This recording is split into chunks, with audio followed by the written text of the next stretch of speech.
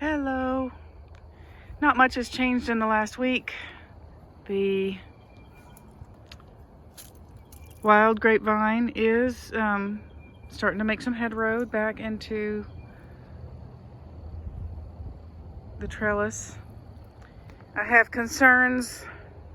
You might hear it in my voice. There's going to drop down to the 30s tonight. I'm really hoping we don't get actual frost. I harvested the leaves of this guy as a liner for my bird cage. That was nice and handy. Cilantro is bolting, coming along nicely. It's very frost tolerant, so I don't anticipate that the cold will hurt it at all. Same with the mustard greens and all these guys here. They'll be fine. It's not going to get cold enough to bother a rosemary or oregano. They should be okay. I don't know what it will do to the garlic if we get frost. Today is the 21st of April, and usually tax day is the end of frost season. I'm really hoping that that we don't have to deal with a frost. Really hoping. Strawberry bed, I'm really tickled that the strawberries are still doing well. I have not weeded in here, but I need to do that before too long. The wild strawberries like to encroach, and there's wild geranium that needs to come out. It's very much a bully weed. I should pull out I'm sorry, this is a mouse ear chickweed. We don't need that in there. There's the most recent compost pit. Dandelion's doing fantastic.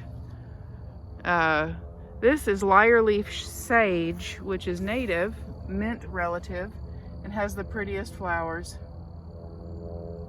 It's also medicinal, but I don't remember exactly what it's used for. Isn't it pretty? Look at that. I need to learn that though. I mean, that's the reason I've got it growing in my garden, is because I know it's useful and it's also native. So I just let it grow pretty much anywhere it wants to. Trees keep coming back, even though I cut them down every year. Red bud. Maybe I need to dig it out. I don't want that growing here in my garden. The deer have not yet rediscovered the Jerusalem artichokes. So far they've been safe. Jerusalem artichoke. I think it was they got about knee high last time. Or maybe, no, they were like hip height. But the deer would eat them down to about knee high, which made me really angry. My volunteer buckwheat, I don't know how it will survive.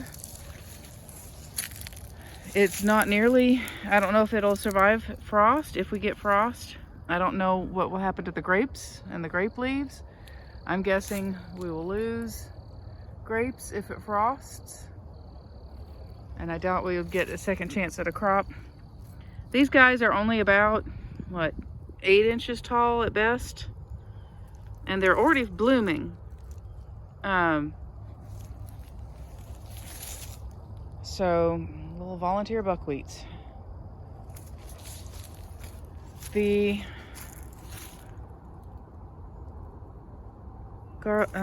is not garlic mustard. This smells so interesting. It's not quite sweet. These are the mustard greens. They're gorgeous. Look at that. It's so funny to think that like all winter long these grew down around my ankle level, right? And now they're as tall as me. Seed pods. Lots and lots of seed pods. So I should be able to harvest those. I did harvest poke and made a meal of that last week. All the other weeds are going crazy. I might use this as another weed bucket. I've got that one, and I ended up putting sticks in it, and sticks do not break down, so it sort of got choked up. I'll probably empty that out at the fence line over there and let those turn into mulch.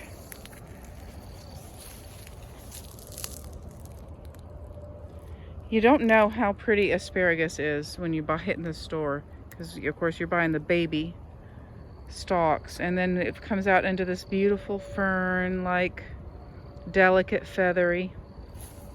So pretty. The asters are coming back, of course. I failed to really keep the pathways clean last year, and I'm thinking I might just stomp on things like I'm doing right now in this video. Stomp, stomp, stomp. This stuff, I forget the name of it. It's always going to come back, and it's a horrible, horrible monster. I got to get out here and clean it out. The hazelnuts have leafed out pretty much fully. Again, I'm hoping they'll do okay when it gets cold. Stomp, stomp, stomp. Still planning on probably moving these guys over to the blueberry area. Oh, we've got roses. Elderberry, doing great. Has not yet set bloom. I think that'll happen next month, I think. I don't remember. Big mess, big mess, big mess. Hazelnut. The elderberries sending out shoots everywhere. I don't know if I want to dig those up and give them away or what. Hazelnut. Garlic greens. I have eaten a lot of these. I've eaten so much of this in the last month about, and they are just tasty and easy to cook, and they're healthy. Look at this, the mulberry leaves. I guess they come out like that and then turn into this. Grape leaves do kind of the same thing. Grape leaves start out heart-shaped and then they develop lobes later on. Oh, there's a kitten. Are you good, kitty? You good, kitty? Look at you. You pretty baby. Oh, a good baby. Yes. Oh, so darling. You precious girl. So precious. So precious. Here's another tree. Volunteer. Ugh. Pull it up. All right. So on to the beautiful phlox. This is, I think, the 4th year that the phlox has been in the ground. Phlox is actually native to this area, so I was tickled to learn that. This peony is just opening.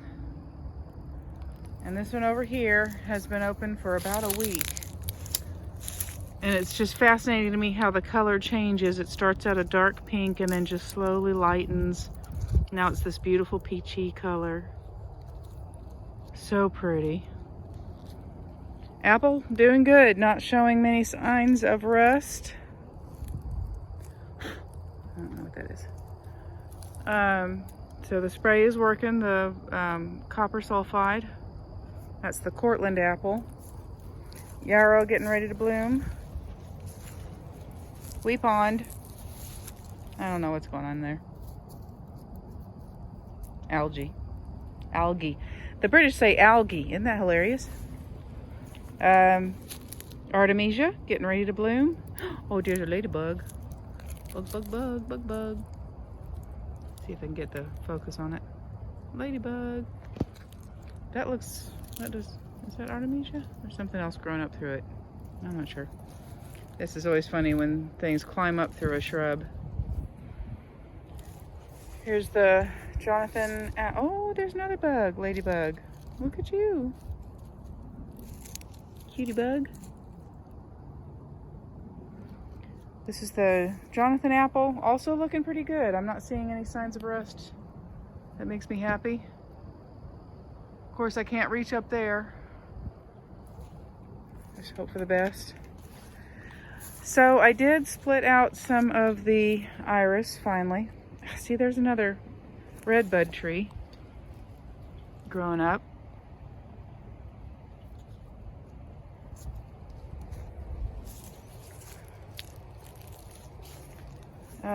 So here's one of the iris.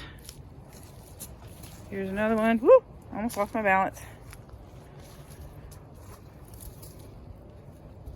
Okay, there's that one. There's a kitten. Oh, here. It was on angle, I couldn't see it. Here and here. Now those iris all came from my mother's house, and they are the they're the peach colored, the pale peach. Well, they're right there. There's right. We gotta walk all the way back over there. I came through with a shovel and cleared out some of the trees, but I think I was not successful. I think this might be a black walnut. The Maximus sunflower has been attacked by something. I think it's the same thing, same little bugs that chew on our mint. And then they spread some sort of, not all the mint gets it, but some does. So this mint is gets eaten up.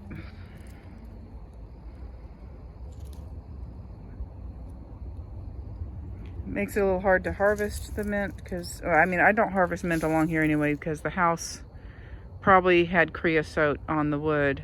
So this wood, this area is contaminated. We only put flowers here.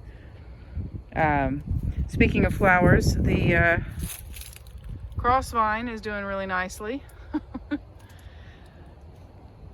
This wall faces southeast, so it gets a lot of sun. It's kind of nice to have the shade. That's the reason I put the Maximilian sunflower here. It'll grow up and shade this part of the wall during summer. It helps a lot with the heat tolerance, managing heat in the house. Canna coming up. I am worried about the cannas because they are very cold sensitive.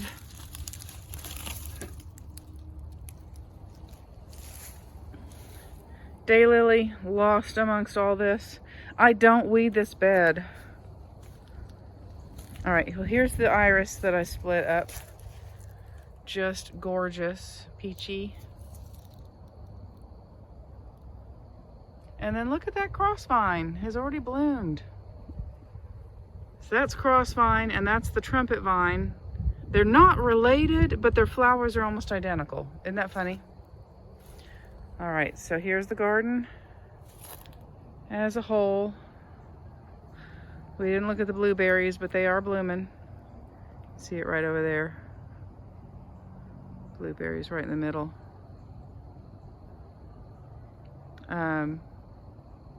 That rusty, peachy orange color, that's the blueberries. Got a lot of the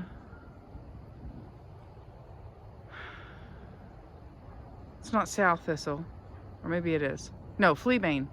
A lot of the fleabane blooming right now too, little white daisy-like.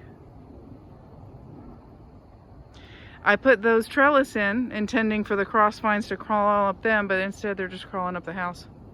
What are you gonna do? Ask them to move? And here, right back at the beginning, this is some of the Maximilian sunflower that's where I originally planted it, and it was way too big for this space because it grows a lot taller even than the trellis and then crowds the walkway in. You can't even get around it. But even though I have dug it up, I think 3 times, I keep missing a piece of root, so I'm gonna have to pull that out and move it someplace else. You know what though? This stuff is handy when it comes time to clean the bird cage. I use it to scrub. All right. I'm gonna zoom in on those yellow flowers. Be well, y'all. Happy gardening. I hope that you don't get a late frost. I hope we don't either.